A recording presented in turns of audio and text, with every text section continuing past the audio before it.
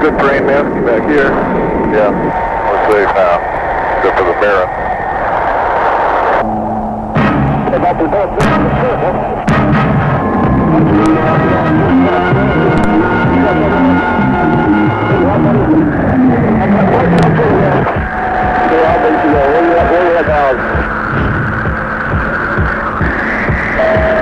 Coming back in from the north, approaching north and now for about an hour and a half.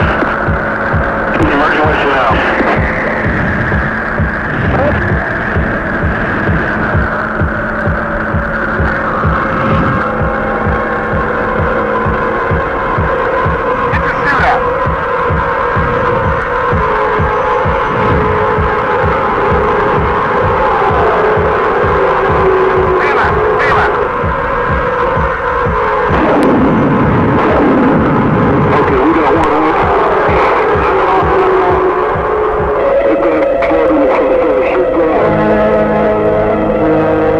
Of an F-4 crew. Moments before they were faced with the most critical decision, when to eject from their out-of-control aircraft. A delay in making this decision, for whatever reason, may well have cost them the opportunity to make a successful escape and added 2 more statistics to the ever-growing number of Air Force aircraft fatalities. Fatalities that shouldn't, but continue to happen. Since the first aircraft ejection in August 1949, there have been 4,600 air crewmen who have punched out. Of these, if we concentrate on the ejection survival rate for the last 5 years, we see a less optimistic picture. Here, the survival rate average drops to 75%. Accident analysis reveals that the majority of these fatalities were not due to mechanical problems, failure of the egress system, or improper parachute landing technique.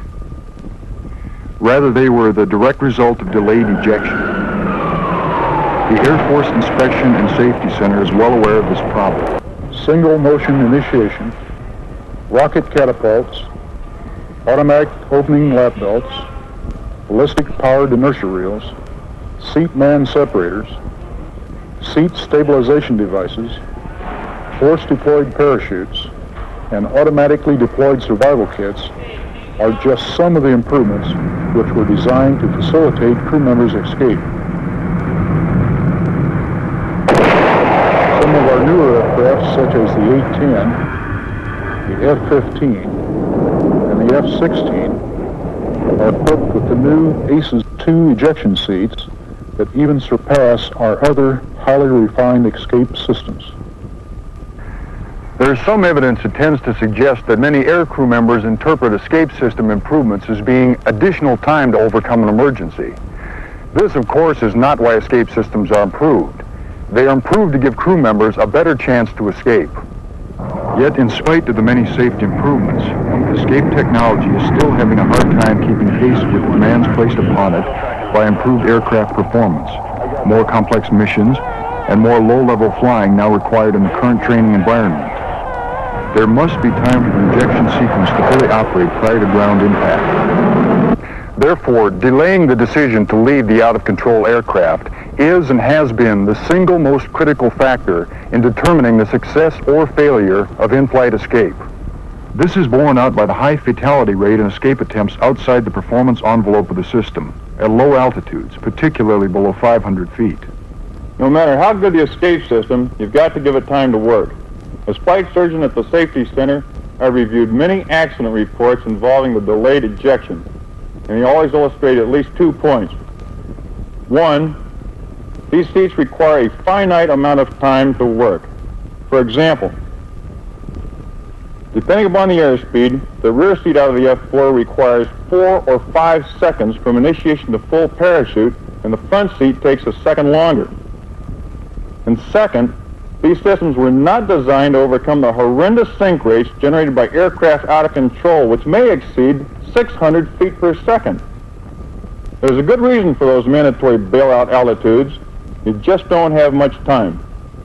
Not long ago, an F-4 crew was defending during a similar combat tactics engagement, and while pressing to defeat his attacker, the young pilot departed his aircraft at roughly 8,000 to 9,000 feet AGL above an overcast.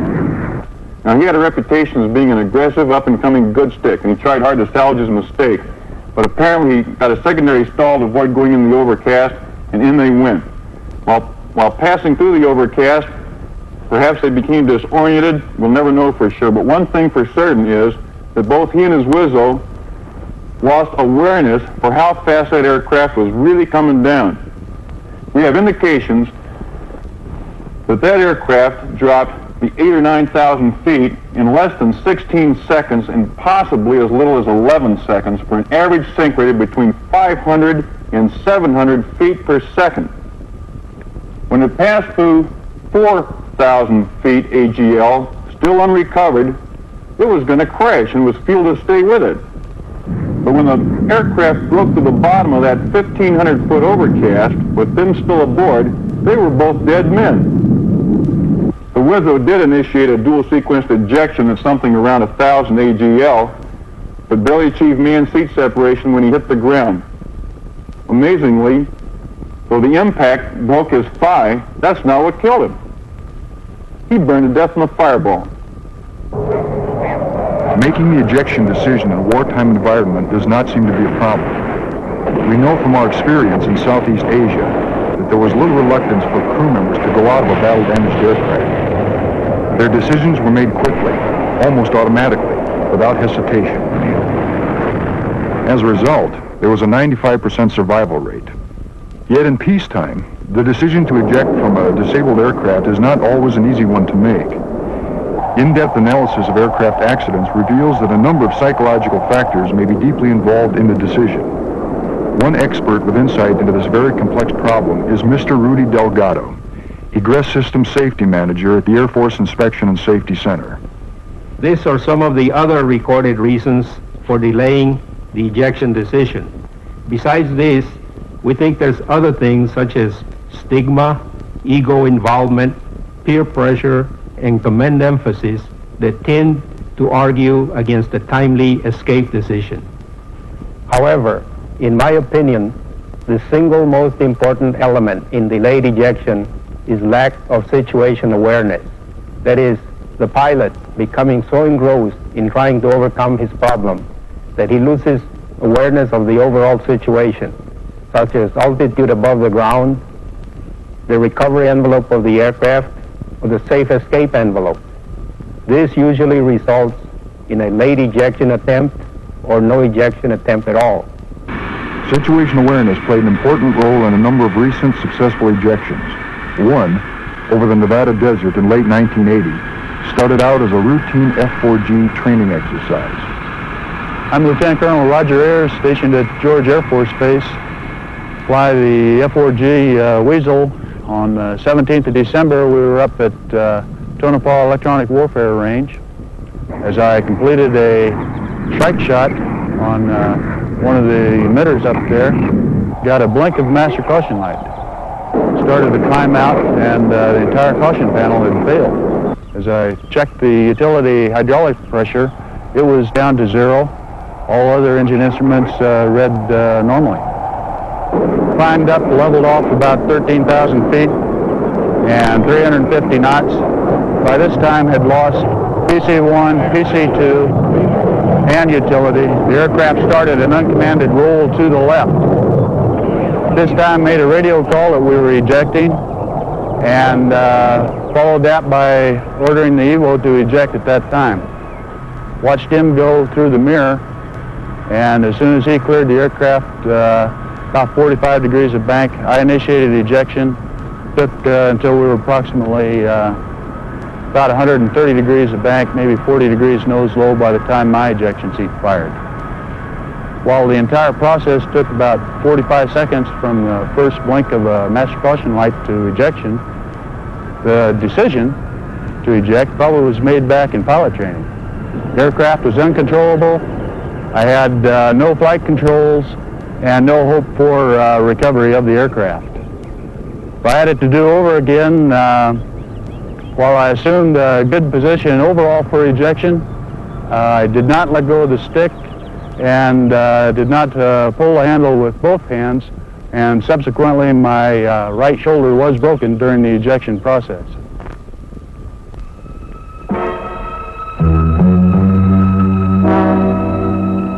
While While a T-38 flight crew was practicing landing procedures at a Midwestern base, the pilot and her instructor experienced a right engine failure. I'm Lieutenant Julie Thee. As a student pilot, I was recently involved in an emergency in a T-38 aircraft at my home base. We came back from a routine sortie to do a heavyweight no-flap touch and go, and as we were climbing out, we got a fire in the right engine. We shut the engine down, but the fire burned through the control cables that led to the stabilator, and we had no pitch control. About that time, my instructor said it was time to get out of the aircraft. I said, okay, looked down and pulled my hand grips up and waited to hear him go behind me. I heard the boom, I squeezed my triggers, and that was the end of it. It was not nearly as scary as I'd always thought it would be. I'd been really bad in aerospace physiology training. I just hated parachute landing falls, and I was terrified of ever having to eject. I thought I'd never have to do it. But when it came time to do it, my instructor pulled me through. If I'd been solo, I think I would have thought about it a lot longer. But my instructor was so calm about it that it didn't leave me any second thoughts. I just squeezed the triggers and went. And it didn't hurt. Everything worked just like it was supposed to. I know if I was ever in a situation like that again, I wouldn't hesitate for a second to pull the triggers because it works like it's supposed to and it doesn't hurt. Over the California desert, an A-10 was test firing ammunition with a new flash suppressor. Lieutenant Colonel Rusty Gideon was piloting the aircraft and can relate what happened. About 3 years ago, I was involved in a flight test mission out of Edwards Air Force Base in an A-10, during which some problems developed, which caused me to have to bail out. The problem was a double-engine compressor stall, which led to a double-engine overtemperature, and then I shut both engines down, attempted to cool them down so that I could then restart them. However, ran out of altitude before having completed that full sequence, so I had to bail out. I've always thought that it's sometimes difficult, sometimes easy to make an ejection decision. The easy ones are when your wing gets shot off, or your engine blows up, or your flight controls lock up. That's pretty self-evident that it's time to leave the aircraft. There's other times when the pilot hopes he can salvage the situation, or he hopes things are going to get a little bit better. But by waiting that extra moment, it's certainly possible that you're going to put yourself out of the ejection envelope. In my case, there was some question in my mind as I descended through what appeared to me to be 2,000 feet, because I had actually seen one of the engines light off and begin its start cycle. However, I've never regretted the decision to bail out when I did, because I'm still not sure that it would have lit off and that it would have provided the amount of thrust I would have needed to recover the airplane. As far as the ride in the parachute, it was a little bit violent at first. It takes about 2 seconds from the time you pull the handle until you're in the chute. Then it was very quiet, and once my senses caught up with what was happening to me, it felt very comfortable. I'd been there before numerous times during the training, and the rest of the ride down was very comfortable. While conducting high angle of attack tests on an F-111, another pilot was faced with an ejection decision. I'm Colonel Pete Winters. We were conducting high angle of attack testing on the F-111. On this particular day, we were conducting accelerated stalls at 35,000 feet to check the departure characteristics of the airplane. We had already conducted one test in which the airplane did depart as predicted, and a rolling departure, and then recovered rather rapidly. We decided to go to our second point. The second point was an accelerated stall, 2Gs. The airplane departed as predicted, but then went immediately into a spin. I applied the recovery controls, and the airplane started to recover. We thought we were going to make it. But we were coming down very rapidly and passed through our spin chute altitude of 22,000 feet. I deployed the spin chute as briefed, and the spin chute came off in the maneuver. Now things weren't going as predicted. Both engines were stagnated. As we passed through our ejection altitude, and my chase pilot yelled for me to eject, which I did after very little thought. I don't believe that up to that point I'd even thought about ejecting. Because the airplane was highly instrumented, we went back after the accident to determine how much time we had. We calculated 3 seconds. If we'd waited another 3 seconds, the chute would not have opened prior to hitting the ground. I don't know that I would have made that ejection decision in those 3 seconds if my chase pilot had not assisted me and yelled for me to eject. I was highly trained and prepared for my mission. I was prepared for the departure. I was not prepared for the violent recovery maneuver and the spin chute coming off. I don't know that if I departed in the operational world, if I could have made that decision to eject. It's important to know when it is that you want to eject and then abide by that decision while you're in the air. Even the crews of our newest aircraft models, the F-15 and F-16, have experienced unexpected ejection situations. The idea of ejecting never occurred to one F-16 pilot until he saw how close he was to the ground. I'm Major Paul Rossetti. We were flying at low altitude on an F-16 operational test mission when I looked over my shoulder and saw an aggressor aircraft attacking my element. We made a defensive turn. After that, I made a wing rock. Shortly following the wing rock, my airplane pitched up violently and went into a falling leaf maneuver. I was surprised. I immediately focused all my attention on trying to fly the airplane back under control. After 3 or 4 oscillations, the nose pitched down, then it pitched back up again. At that point, I checked my altimeter and was reading close to target elevation. I then looked out the window, got a close-up on a cactus, and decided it was time to eject. The ejection occurred about 700 feet AGL, about 5 seconds after going out of control. The aircraft was in a very high sink rate at that time. It impacted the ground about 4 seconds after I ejected, and the 4,500 pounds of fuel on board made it a fairly sizable fireball. I was forced to make a 4-line jettison and steer my chute to miss the fireball. If I had waited another 2 or 3 seconds, if I had not had any prior parachute knowledge, or if I had a less capable seat, I would not have cleared the fireball. 4 thoughts on my ejection. Firstly, when the aircraft pitched out of control, I did not even consider the option of ejecting, even though I knew I was at very low altitude. Secondly, I did not realize that the aircraft was not going to make it until the nose pitched down, back up again, and I looked out at the ground. Once I had made up my mind the aircraft was not going to make it and I had written off the aircraft, only then did I turn to the question of survival. And finally, things happen a lot quicker than you think you're going to. You don't have as much time as you think. During a strike exercise involving multiple aircraft, an F-15A was involved in a mid-air collision. I'm Captain Bob Debus. I'm an F-15 pilot stationed at Holloman Air Force Base in New Mexico. On October the 3rd, 1979, I was commander of a composite force training mission past a close escort F-4 fighter bombers into and out of the Fallon Naval Air Station Range complex in Nevada. As I unloaded and rolled away from my last kill, I instinctively rolled to my right, and what I saw ruined my whole day. Another F-15 on an imminent collision course. The mid-air collision severed the nose of my F-15, disintegrated the canopy and windscreen, and instantly blinded me. I immediately reached for the ejection handle and ejected myself in the Aegis 2C at approximately 350 knots indicated airspeed and 20,000 feet MSL. The ejection sequence was both violent and instantaneous, very comparable to being fired out of the end of a shotgun. The most important thing about the ejection sequence was that I was alive. And the reason that I was alive was because I made the decision to eject, and then I executed that decision without any hesitation. I might add that I did not make the decision to eject on October the 3rd, 1979. This was a well thought out process over many years of flying.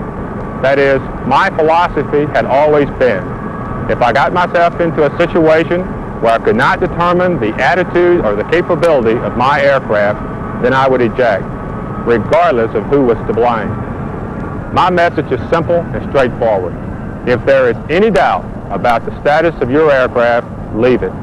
We can always rebuild the aircraft, but we cannot rebuild the pilots.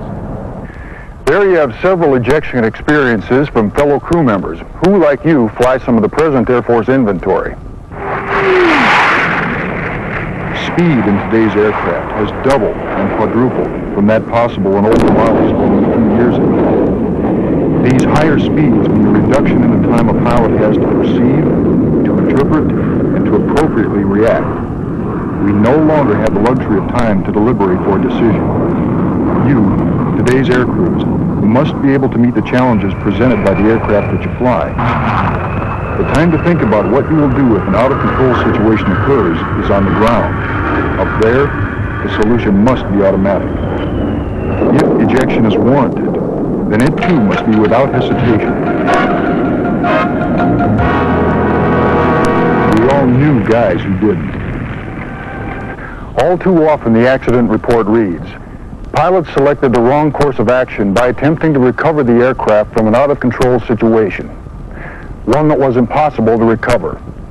Wasting those few precious seconds can not only be critical, in the ejection world, it can be fatal.